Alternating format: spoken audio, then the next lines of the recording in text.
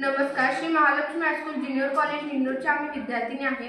मी उत्कर्ष उत्तम जाधव, मी श्रावणी ठाणेकर, मी श्रेया कुराडे। हा आम्ही प्रोजेक्ट केलेला आहे। यासाठी आम्हाला मार्गदर्शक लागले आमच्या शाळेचे मुख्याध्यापक एम.आर. पाटील सर व विज्ञान शिक्षक जाधव सर। आमच्या प्रोजेक्टचे नाव असे आहे की हायड्रो इलेक्ट्रिक पॉवर प्लांट म्हणजेच की जलविद्युत केंद्र। हा प्रोजेक्ट आम्ही तिघींनी मिळून बनवला आहे। हा प्रोजेक्ट बनवण्यासाठी आम्हाला पाईप व बॉटल आणि मोटर टर्बाइनचा उपयोग केला आहे। या प्रोजेक्टचं वर्किंग असं होतं की